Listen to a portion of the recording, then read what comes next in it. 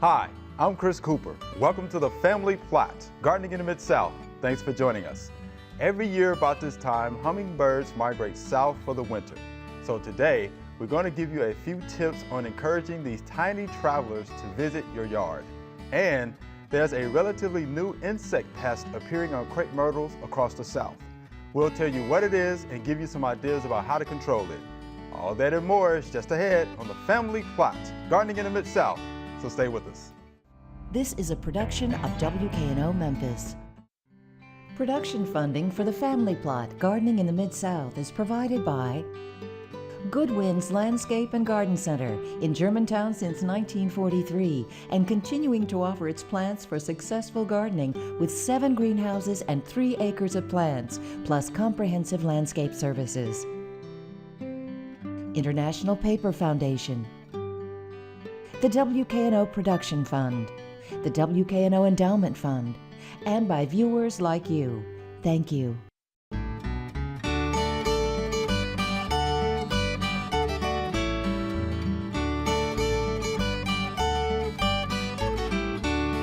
Hi, welcome to the Family Plot. I'm Chris Cooper. Joining me today is Kristen Lamberson. Kristen is the native plant specialist at Strawberry Plains Audubon Center in Holly Springs, Mississippi. And Mitch Robinson is here. He's also from Strawberry Plains. He's the Conservation Education Manager. And Mr. D is here with us today. Glad to be here. Thanks for joining me. All right, this is going to be good. We always have a lot of positive energy from Miss Kristen today. This is going to be real good. Now let's talk hummingbirds. So I understand the hummingbirds are heading south, right? Yep. For how long? How long are they headed south? Yeah, how long are they headed south? Well, usually, so you think about they're coming from Canada all the way down. So as they're coming, it's kind of like rolling up the carpet. So they're coming down and working their way and headed towards the coast. Okay. So usually, we see our last hummingbirds usually end of September or mid-October. We can have that can differ. We can have a few stragglers and stuff. But, okay. Usually, it goes on for a while. But we're in the thick of it now. Okay, so this is the thick of it right now. Okay, so ruby-throated, other species? Right, mainly ruby-throated. So really only ruby-throated are the breed east of the Mississippi River. Okay.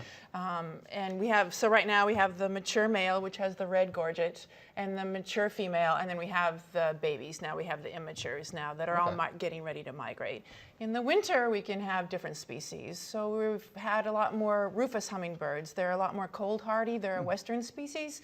And we've had one at Strawberry Plains, but around this Memphis area, Mid-South area, more and more, there are more and more sightings of that. Okay. The Hummingbird Study Group comes up and bans those birds when you see them at your feeder. And then a couple of years ago, we had a calliope hummingbird at Strawberry Plains in the winter, which is the smallest North American hummingbird from out west. How small? Well, I don't know. Okay. So hummingbirds maybe it's about that small. It's a little smaller. It's sometimes called a bumblebee, but they're a lot smaller. But a lot of those western species birds are a little tougher. Like a rufous, I've actually watched it at a feeder and take a bee in its beak and take it and throw it out. Where the ruby throats were like, okay, you can have it. They're a lot more aggressive, so. Okay, you're more aggressive. How about that? So if I put out a hummingbird feeder, I will see these hummingbirds, won't I? Well, there's never a 100% guarantee, but most likely this would be the good time to do it. Okay. And and everything, habitat and putting out the plants and having the insects and the way you manage your property always affects that too. But you'd have a pretty good shot of seeing a hummingbird. Now I've always wondered this too. How do the hummingbirds actually find the feeders? How does that work? Well, they're attracted. They see the color red. The immatures right now are really curious, so they're going to check out every bright color. And a lot of times you'll see them on flowers that really they're not getting much out of it, but they're checking them out, or maybe gleaning insects. But, they also have what's called site fidelity. So that's why every year at Strawberry Plains, we tend to get more and more hummingbirds, because where they had a positive place to eat or where there was a good source of food, they'll come back. Also, breeding grounds, they tend to come back to that. So site fidelity, meaning, the site itself, they'll come back to those places. Okay, that's pretty neat. So what do we need to know about hummingbird feeders? How do we take care of those feeders? Right.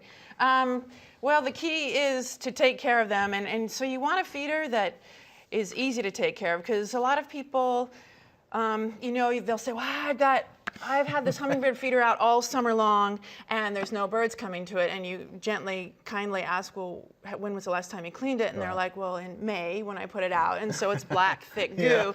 So you kind of liken it to your favorite drink, sweet drink, and you put it out there. So common sense. We haven't had a real cold summer, but you want to change it every 2 or 3 days in the summer if they're not drinking it. When you clean it out, you rinse it out with hot water. Hot water, okay. And you don't have to boil the water. The mixture is 4 cups water to 1 cup regular table sugar, and you can just use hot tap water, make it in a gallon jug, figure out the ratio, keep that in your refrigerator. But there's a lot more feeders available now, and I just say get one that's easy to clean and easy to maintain. Then you have more success with the birds at the feeder. Okay, so that's most important, easy to clean, easy to maintain. Okay. All right, now how about keeping the ants out, the ants and the bees? You know, they hover around, sugar. So how do we keep those out? Yeah, Mitchie, you can show them out. Yeah, so this is just a common ant guard. We've even seen people make with the top to like an aerosol spray can, turn it upside down. But basically you put that on the string that holds the hummingbird feeder up and fill it with water and keeps ants out, but also it's pretty cool. You'll see goldfinches and other bird species coming in just feeding off the water. So it's kind of, a little bit more habitat there for them. Okay, and I guess they can purchase that at any garden store maybe, or they have to order Typically, yeah. I online? mean, we sell them, at Strawberry Plains, at the festival as well. But yeah, they're pretty commonplace. And another little feature Krista was pointing out earlier is these newer feeders have, I don't know if you would call this like a little nipple coming off on these flowers that would keep bees out more so than these older feeders. So. The more and more people are getting into hummingbirds and the more common they seem to be because people are keeping more track of them, there's more products coming out. Okay. Well, look, Mitch, let's talk about the Hummingbird Festival. Yeah. When is it? Where is it? So what do we need to know? It's always the weekend after Labor Day. So this year it falls a little bit earlier. It's the 5th through the 7th of September. Okay. And so Friday through that Sunday, 9 a.m. to 5 p.m. Open all day to the public. We have programs going on throughout the day. Guest speakers coming. We have a kids tent, wagon rides, guided hikes, birding hikes.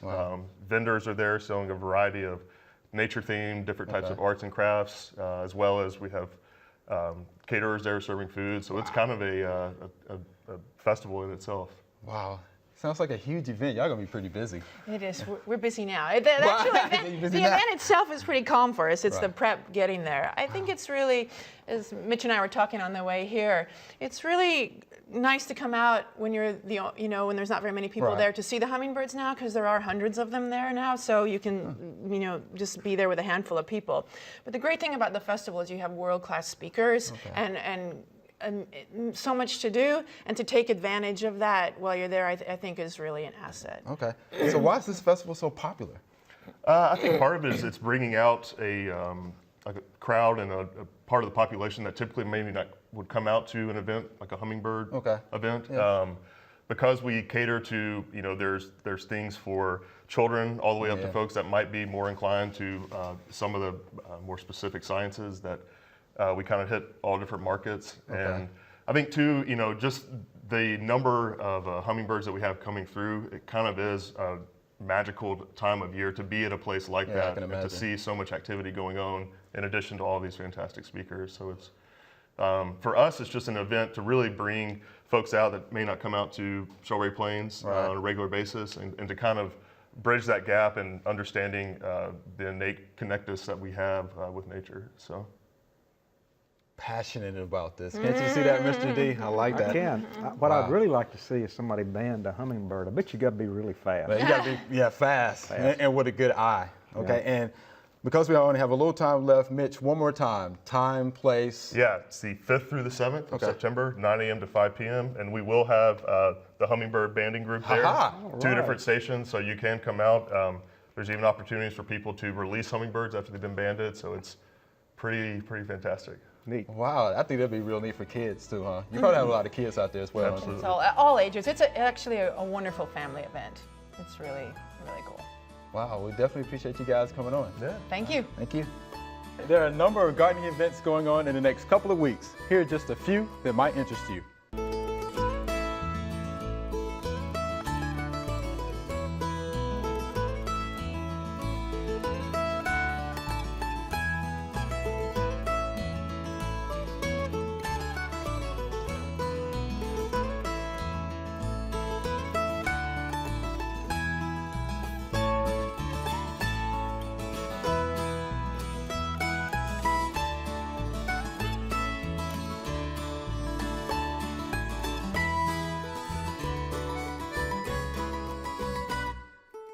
All right, Mr. D, it's the crepe myrtle bark scale. My And goodness. I'm gonna let you take a look at that.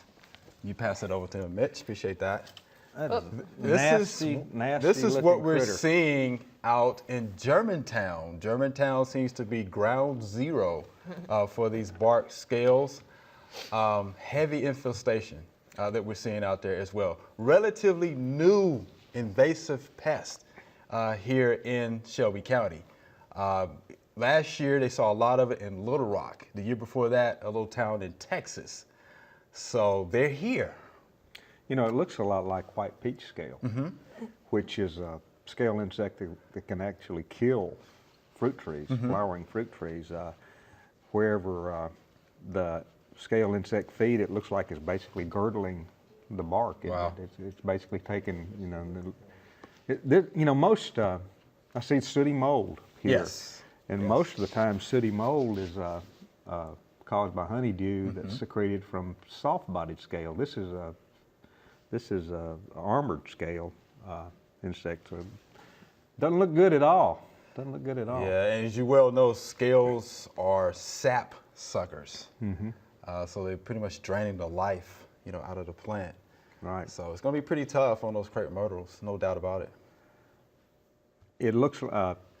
What they're saying, pretty much going to have to go with the systemic. Yeah, going to have to go with insecticide. systemic. Dr. Hill, who's the extension entomologist up in Nashville, he and I have talked about this, and he's saying what you can do as a homeowner, heavy stream of water to knock off as many of those scales as you possibly can, and then follow that up with a treatment, insecticide treatment, and that product is Bayer Advanced Tree and Shrub Protect and Feed. Right. It contains the active ingredient imidacloprid. Right. So systemic, you just pour it in, follow the label on that. And that's The gonna roots take will a take it while. up. Yes. Take a while for it to take effect, won't it? Yes. And here again, we don't know that much about it because it's new to this area. So we're tracking it. They're probably going to come down at some point to do do some research about it, and then we'll have more information for the homeowners. But right now, that's where we are. A lot of these armored scale have several generations per year, so this could be bad, and it can kill the plant. I understand. Yes, sir. Right. So Yes, sir. Eventually, it will. possibly some benefit from a heavy dormant oil application during the wintertime. Maybe Maybe they've tried that in Little Rock. Didn't have too much success. how much work with that? So, Yeah. So that's why we're trying to gather as much information as we can here to help the homeowners out. So, yeah, so be on the lookout. But again, Germantown is where I've been the past week, just confirming these bark scales, they are out there. So you can give our office a call at 752-1207. I'll be more than happy to come out and verify that for you. It's a nasty looking Yeah, critter right nasty. there. Yeah, and do be careful when you bring in plants from other places. Right. 'Cause that's probably how they got here. All right. Now, we're talking about invasive pests, Mr. D. What about stink bugs? Stink bugs, yeah, they can be bad. I'm not sure that I don't know whether they're native to this area Right. or not. I think they probably are. But, Okay. But they're one of the worst pests that we have nowadays in agronomic crops. Right. They're a problem in pecans. They're a problem in soybeans. They're a problem in cotton. They are very strong flyers. They're very strong insects. They're hard to kill. You have to have a pretty strong insecticide to kill them. Wow. They're very strong flyers, so you can wipe out a population in your area, and they can fly in from other areas.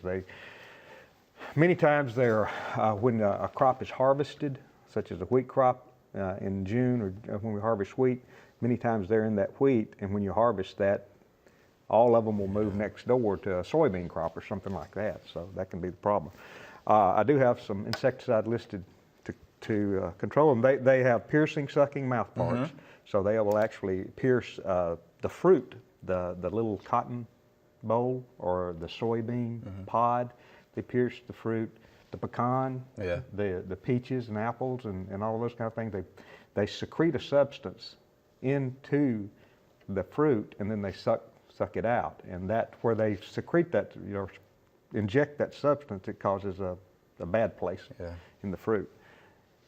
Not harmful. I mean, it won't kill you. It won't, that little spot on the fruit won't actually hurt you, but it's just not, it's unsightly, and it causes, many times it'll cause the fruit to be distorted. If it's very small, if it's a very small cotton boll or a very, very small fruit, it'll cause the plant to throw it off. Okay. So you know, it negatively affects your yield. Okay. But stink bug control, let's see what we've got here. Several things, and this will also control the leaf-footed bug, which is a bug that's in the same insect order, a larger bug, long, and it's got the, looks like the structures on their back leaf, like a leaf on their back leg. But carbaryl is listed, cyfluthrin, bifenthrin, S-fenvalerate, and permethrin. As always, follow the label directions when you apply this product. Okay.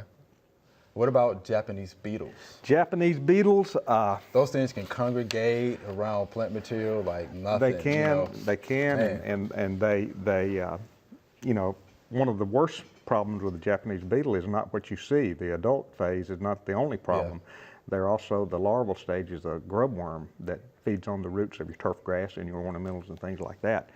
But you can treat with the Japanese beetle with Marathon, and then that's the systemic material we were talking about with crepe myrtles earlier. Discus 7, Tempo, Decathlon, Tempo SC Ultra, Talstar, and Scimitar. You have to go with weekly applications to control the adults.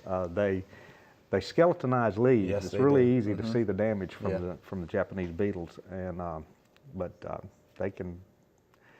I've not heard of them actually killing a plant, but a very heavy infestation can pretty much it can weaken it. Take the leaves out, you know, and if the leaves aren't present this time of the year, photosynthesis this time of the year is extremely important because from now until frost, those plants, our plants are storing up energy for next year. The perennials really need their foliage to be maintained for the rest of the year.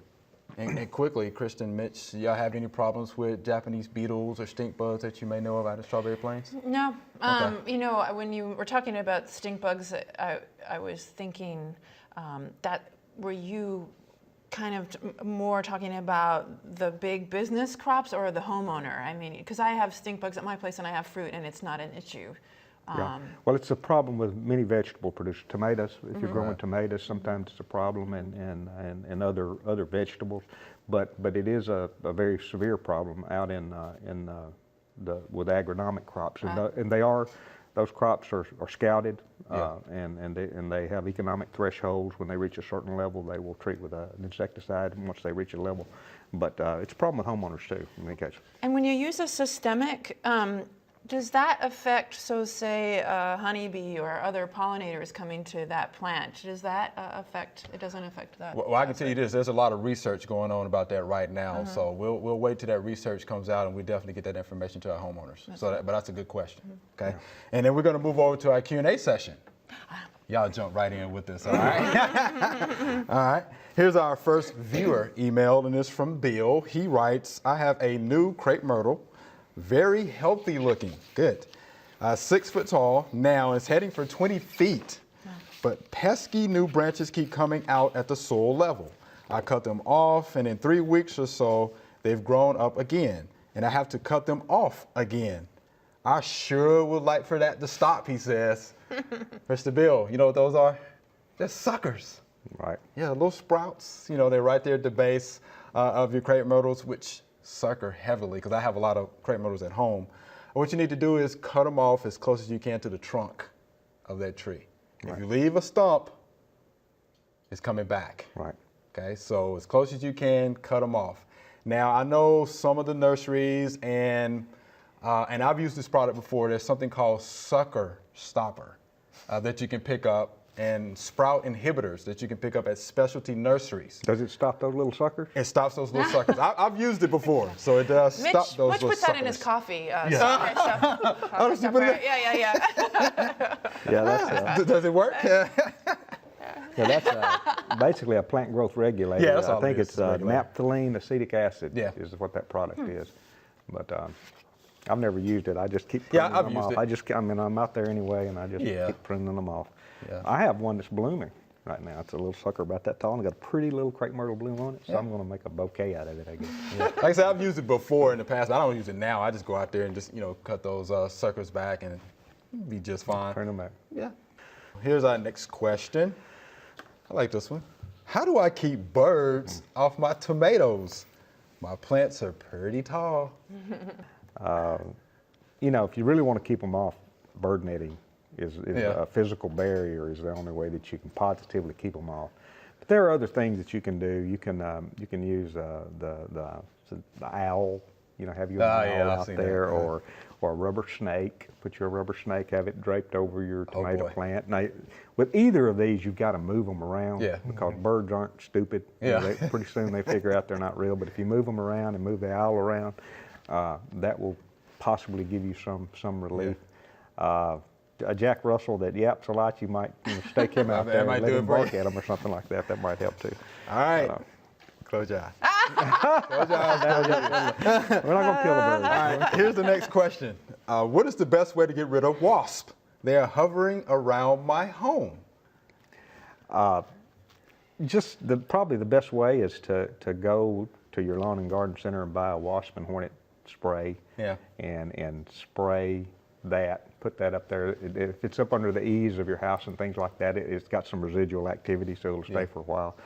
But you know, they're looking for a place to build a nest, and they're looking, you know, for cover. And if you just the wasp and hornet materials, I think the active ingredients are mostly the pyrethroids. I believe is what we have. I think I've actually got bee and wasp killer aerosols is what the Red Book 2014 says. Beta-cyfluthrin RTU. You can also use dust. If it's down around your windowsills and things like that, where you could put a dust. The dust that are recommended are the deltamethrin, which is a pyrethroid, and then carbaryl apicide is one. And then there are traps, like the yellow jacket traps. Yeah, I've seen also those. have some activity with wasp. I don't want to mess with those. Y'all have any problems with wasps? No, you know.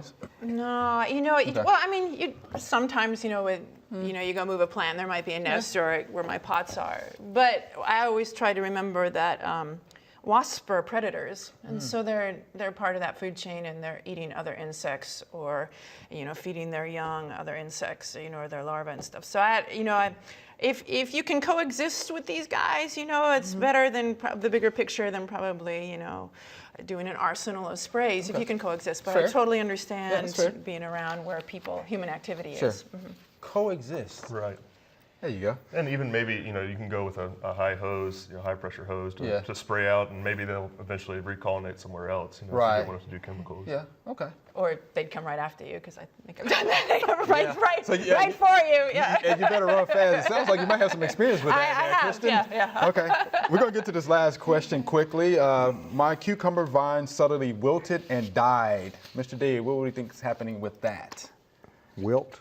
Sounds like bacteria wilt to me. Or there's a couple of wilts that cucumbers get: bacterial wilt and then fusarium wilt. Mm-hmm. And a good way to tell the difference is to take the stem of the plant, and these usually go down like overnight almost. They go down very quickly. Yeah.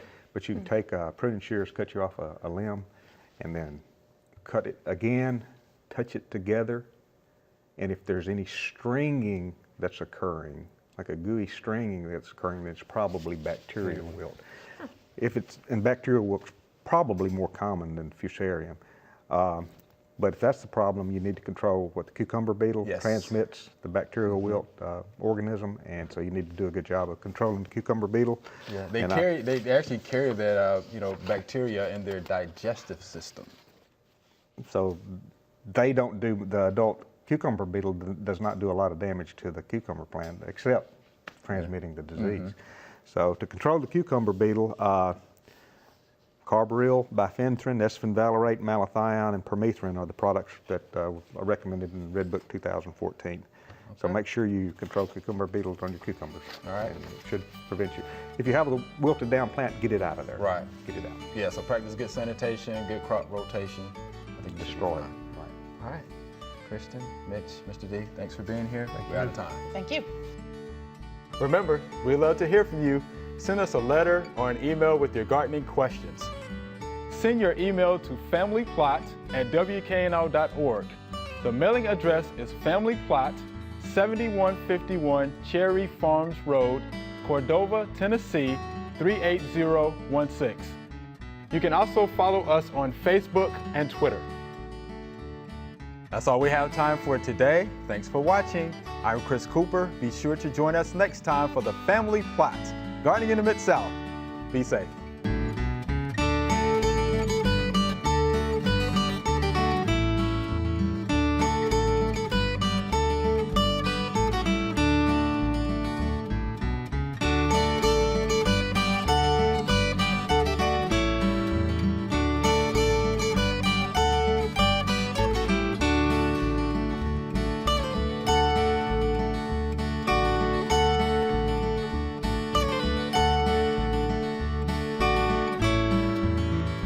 Production funding for the Family Plot, Gardening in the Mid-South is provided by Good Winds Landscape and Garden Center in Germantown since 1943 and continuing to offer its plants for successful gardening with 7 greenhouses and 3 acres of plants, plus comprehensive landscape services. International Paper Foundation, the WKNO Production Fund, the WKNO Endowment Fund, and by viewers like you. Thank you.